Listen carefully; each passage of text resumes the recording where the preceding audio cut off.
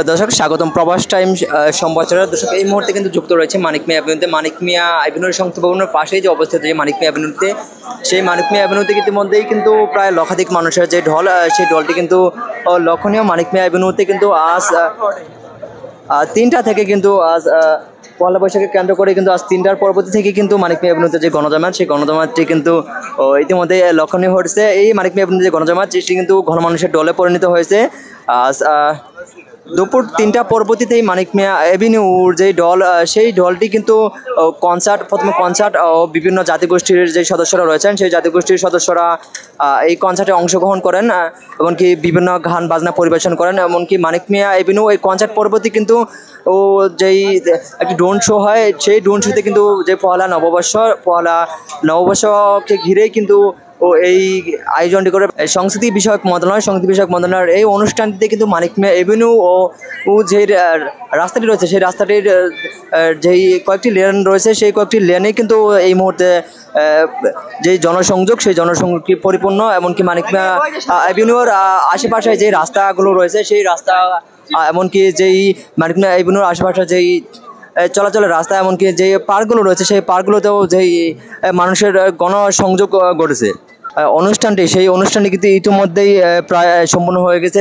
যেই সঙ্গীত পরিবেশন পরবর্তী সন্ধ্যা 7টায় কিন্তু মানিক মিয়া অ্যাভিনিউয়ের যেই রাস্তাটি রয়েছে, মানিক মিয়া অ্যাভিনিউয়ের সংসদ ভবনের পাশে কিন্তু যেই নববর্ষকে কেন্দ্র করে একটি ড্রোন শো হয়। এই ড্রোন শোটির যেই চীনারা বাংলাদেশে যে চীনা রাষ্ট্রদূত রয়েছেন, চীনা রাষ্ট্রদূতের সহযোগিতায়, কারিগরি সহযোগিতা কিন্তু এই ড্রোন শোটি করা হয়। দর্শক, মানিক মিয়া অ্যাভিনিউতে যে গণজমায়েতটি ঘটেছে, সেই গণজমায়েতটি কিন্তু প্রায় 2 লক্ষাধিক, বলতে গেলে প্রায় 2 লক্ষাধিক মানুষের যে গণসংযোগ, সেই গণসংযোগ ঘটেছে।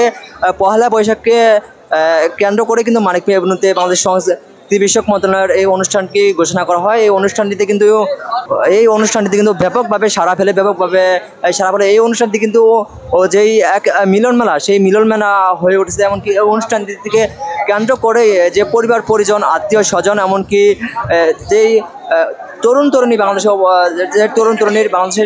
তরুণীদের বেশ একটি সংখ্যায় কিন্তু এই মানিক মিয়া অ্যাভিনিউতে তাদের যেই সুন্দর একটি সময়কে উপভোগ করতে কিন্তু মানিক মিয়া অ্যাভিনিউতে এসেছেন।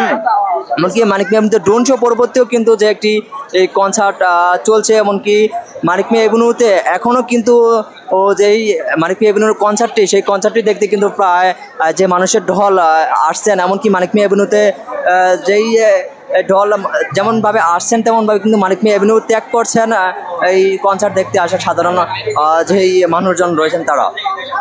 মানিক মিয়া অ্যাভিনিউর এই কনসার্টটি কিন্তু ইতিমধ্যেই যেই মানুষের যেই আস্থা, এমনকি মানুষের যেই বিনোদন কেন্দ্র, সেই বিনোদন কেন্দ্রের কিন্তু একটি নগরে হয়ে উঠছে এই মুহূর্তে। দর্শক, আপনারা সরাসরি দেখছিলেন মানিক মিয়া অ্যাভিনিউর কনসার্টের যে জনসমাগম, সেই জনসমাগম মানিক মিয়া অ্যাভিনিউতে এই মুহূর্তে মানুষের একটি মিলন মেলা হয়ে উঠছে। দর্শক, এই ছিল সর্বশেষ। আবারও জানাবো প্রবাস টাইম অফিসিয়াল ফেসবুক পেজ থেকে। রেমিটেন্স যোদ্ধাদের ঢাকায় বিশেষ ছাড়ে রেডি ফ্ল্যাট দিচ্ছে শতভাগ বিশ্বস্ত ও নির্ভরযোগ্য প্রতিষ্ঠান প্রবাসীর সিটি।